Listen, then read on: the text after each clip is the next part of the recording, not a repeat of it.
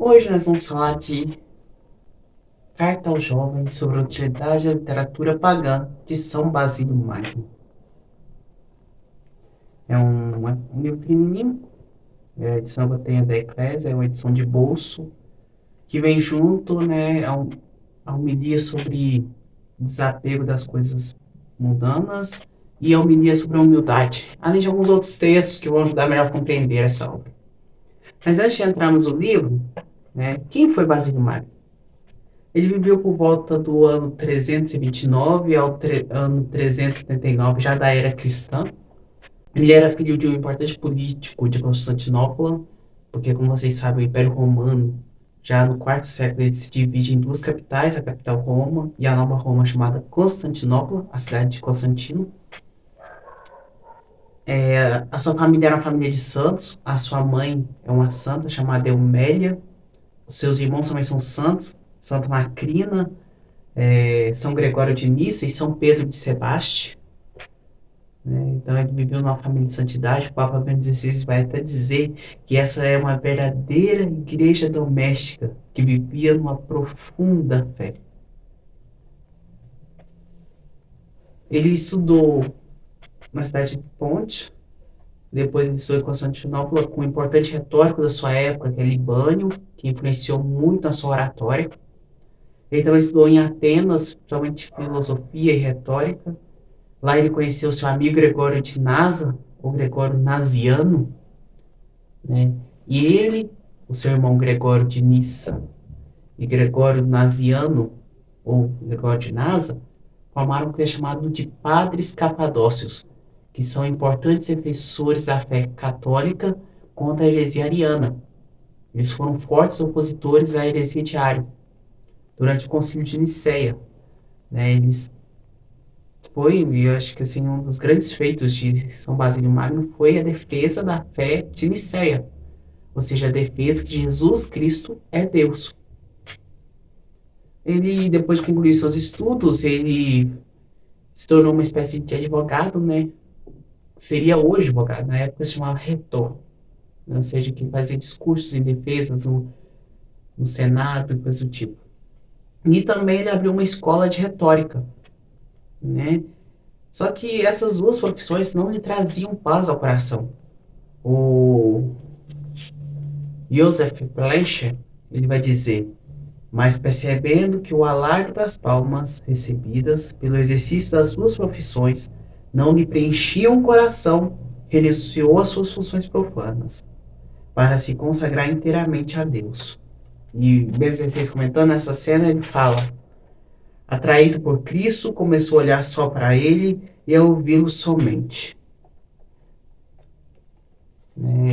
Basílico, ele vai se batizar por volta do ano 350, não tem sim uma data muito exata, mas esse batismo vai impactar a vida dele. E, como eu disse, ele não encontrava paz no coração exercendo as profissões que ele tinha. Mas ao fazer uma experiência com Cristo, aquilo preencheu ele inteiramente. Por esse motivo, ele renunciou a tudo que tinha, as suas posses, sua riqueza, e fez-se um monge.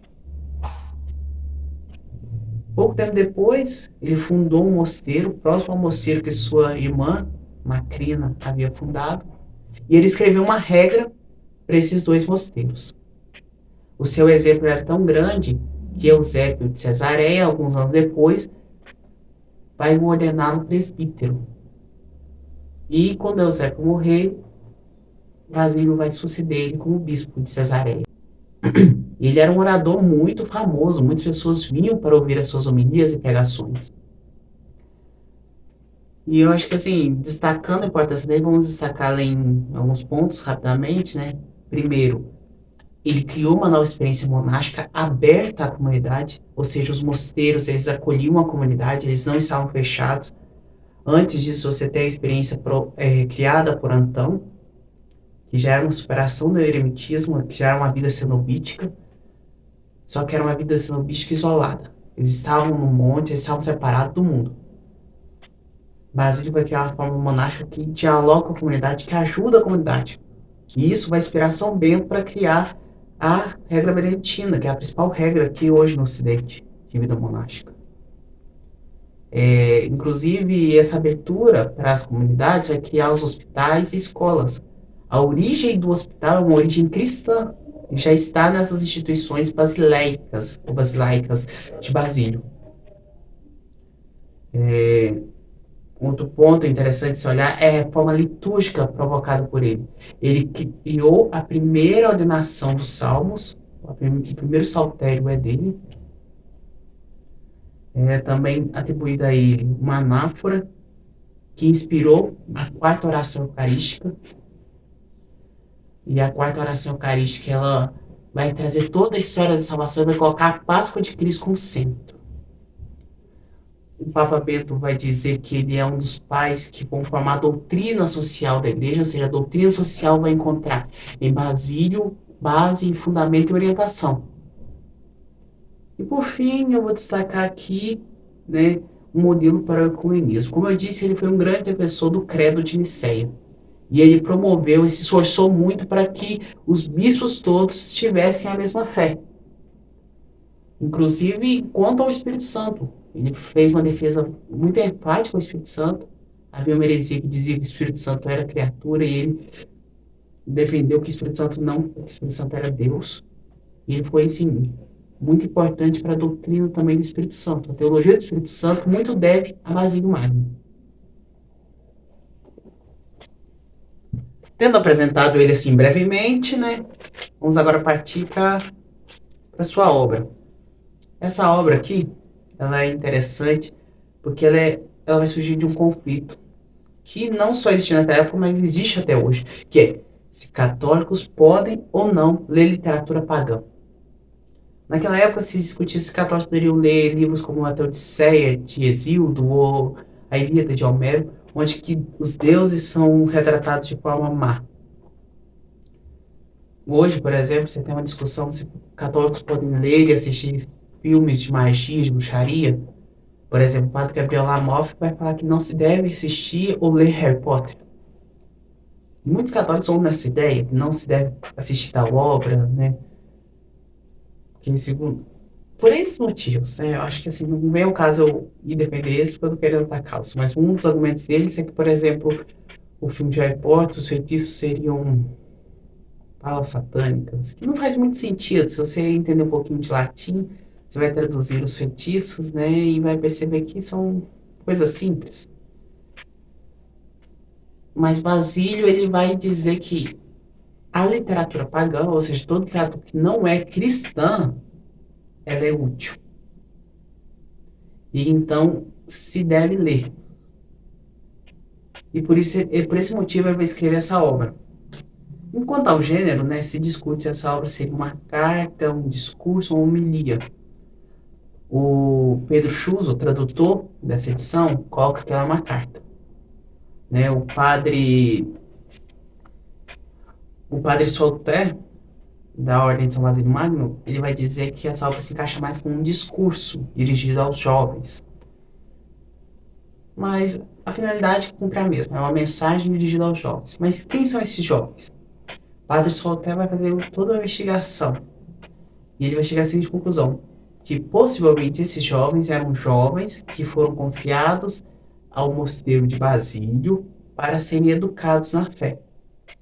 Mais do que educação na fé, também receberam educação humanista. Que, como nós sabemos, já naquela época,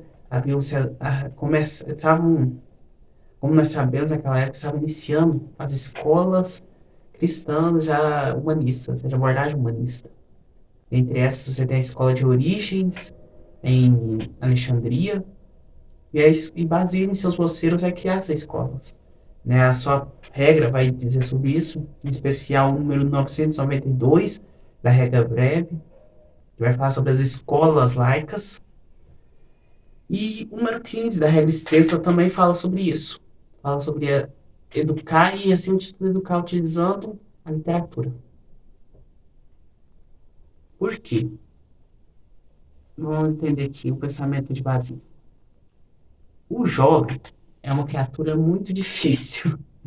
E o jovem não consegue entender a teologia, não consegue entender as realidades místicas. Então o jovem não pode ler a Bíblia. É basicamente isso que você está falando, né? O jovem, ele não pode ler a Bíblia, porque o jovem não consegue entendê-la. Só que o jovem consegue entender a Ilíada, o jovem consegue entender a Odisseia. Então o jovem vai ler esses livros e vai buscar neles coisas boas.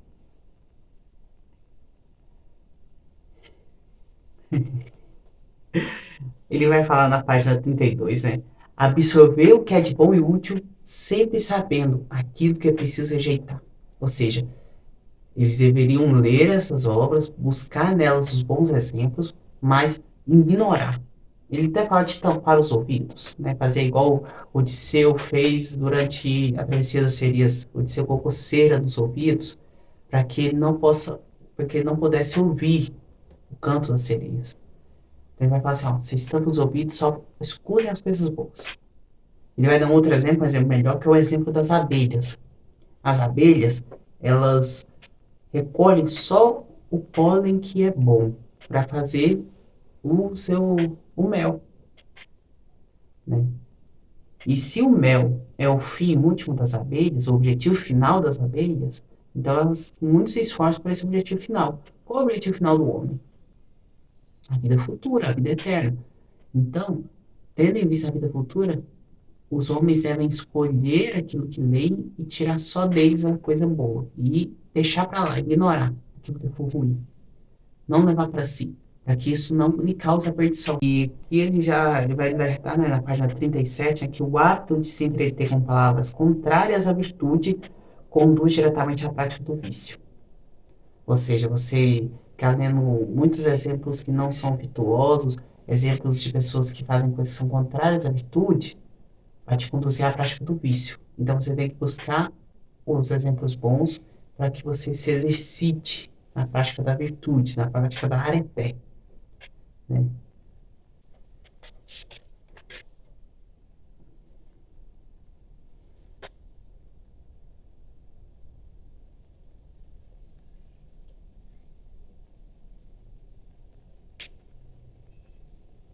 E aqui, assim, e na página 51, ele vai dizer, é preciso cuidar da alma, mas sem negligenciar todo o resto. E aqui você já tem essa noção que, diferente de Platão, Basílio não rejeita o corpo. Ele fala até de cuidarmos do corpo. Para ele, não é que o corpo seja uma prisão da alma, não. Mas o corpo é o templo que acolhe a alma, né? Então, a gente deve cuidar dele, mas a gente não deve ficar apegado ao corpo. A gente deve se apegar à alma, mas não devemos ignorá-lo. Então, ele vai falar assim, olha, as coisas do mundo são naturalmente boas, com Deus de que essas não tenham vícios. Se a gente recolher aquilo que é de bom na literatura pagã, a gente vai conseguir ter bons exemplos. E aqui eu já faço assim, voltando ao Harry Potter, aqui voltando ao Harry Potter, a gente já pode pensar o seguinte, olha, há bons exemplos no livro de Harry Potter? Ah, por exemplo, já no último livro, quando o Harry Potter tem que matar o mal em si para poder vencer o mal, que é o Voldemort, já é um exemplo cristão, ou seja, destruir a maldade que há em mim, destruir o vício que há em mim, para me tornar mais puro, para poder assim vencer o mal verdadeiro. Compreende? Tem outros exemplos que a gente poderia buscar, né? Até mesmo em Lúcifer, eu vou pegar agora um exemplo bem. A série Lúcifer, que vai contar a história do diabo que se entediou, fechou o inferno e fundou uma boate em Los Angeles. Vai ter um exemplo bom também que, por exemplo, tem uma cena lá que é ótima. Essa cena é melhor dos quadrinhos, inclusive. O Lúcifer tá lá, vendo o pôr do sol no mar de Los Angeles. Uma cena linda, muito linda. Aí vem um homem e fala com ele assim, nossa, mas que pôr do sol lindo, que cena linda. E o Lúcifer fica lá, calado, sério, observando aquilo.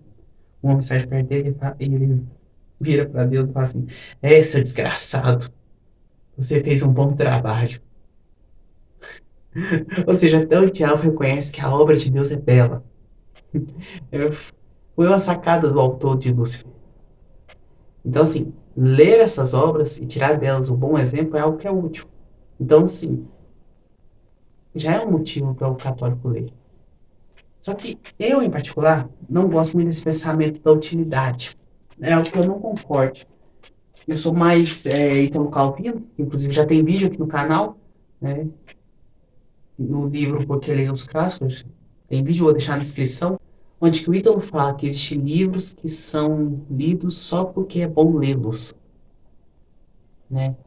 Ah, porque eu li esse livro, que é melhor lê-lo do que não lê-lo. Existe uma certa inutilidade. Eu não gosto muito dessa mentalidade de algo que é útil, né? Eu acho que a gente deve ler literatura, porque é bom demais ler literatura. Mas, se for necessário, né, qualquer esse argumento de utilidade, porque tem muita gente que quer desconsiderar, ainda mais povo tradicional, né, não querer que faça, não, só tem que ler literatura católica, então eu vou ler Dante Alighieri, a Divina Comédia. Cara, a Divina Comédia eu gosto, tá? Só que assim, se você ler a Divina Comédia no original, é chato demais. É um poema enorme. E eu gosto de poemas, eu escrevo poemas. E é um poema, mas é chato, é cansativo, é uma outra estrutura, né? Ah, vou ficar lendo só a vida dos santos. Cara, você vai virar um lunático. Você precisa conhecer outras coisas, precisa conhecer outros exemplos. Nem os santos só liam vida dos santos. Por que você acha que você é melhor que eles? Então, sim, católico pode ler Harry Potter. Agora, se o Lamorte tivesse vivo, ele ia me excomungar. Não tem problema. E aí, o Diego Chuso, né, quando montou essa edição, ele escolheu dois textos de São Basílio para ajudar a entender. E um deles é o desapego das coisas mundanas, a homilia sobre o desapego das coisas mundanas. E eu acho que tem a melhor metáfora para entender o desapego. São Basílio vai falar que quando tem um barco em alto mar e começa a vir uma tempestade e corre risco do barco afundar, para que o barco chegue do outro lado, eles começam a jogar fora os bens de menor valor. Eles vão jogar fora os bens de menor valor. Eles jogam todos os bens, para que eles possam salvar um bem maior que as suas vidas. Olha só que coisa interessante. Se a gente ler esses livros e jogar fora tudo aquilo que é ruim, os maus exemplos, a gente vai colher um tesouro, algo bom para se carregar conosco, algo que nós podemos levar para a vida toda. E assim eu também indico fazer uma filosofia. Por exemplo, eu gosto de ler os autores ateus, mesmo que eu não concorde muito com eles, mas eu vou tirando coisas boas da obra deles. Mesmo que eu tenha que jogar 90% fora, mesmo que alguns autores tenham que jogar 95% fora, mesmo que eu tenha jogado quase fora, mas eu recolho o que eles acertou. Ponto. Lá. Algo precioso. Porque até mesmo um relógio parado, um relógio quebrado, acerta duas vezes. Né? Por exemplo, eu estou lendo Nietzsche, né? E eu estou tirando algumas coisas boas de Nietzsche, assim como eu tirei algumas coisas boas de Karl Marx. Poucas, mas tirei.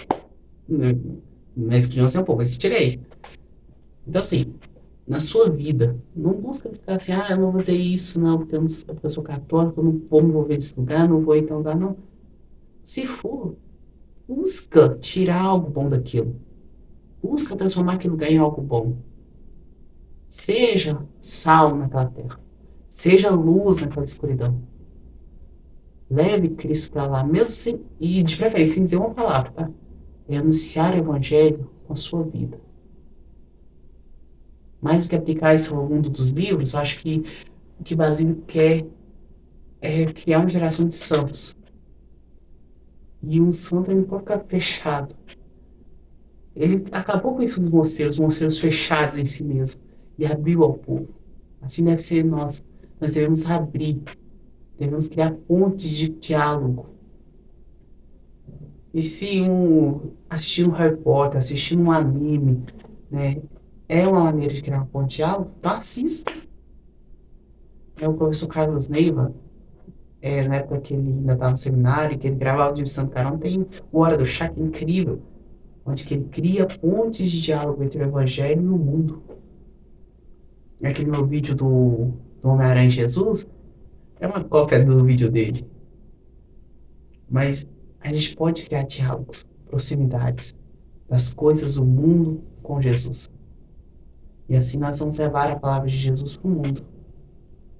Eu gostei muito dessa leitura, é um livro interessante, é um livro pequeno.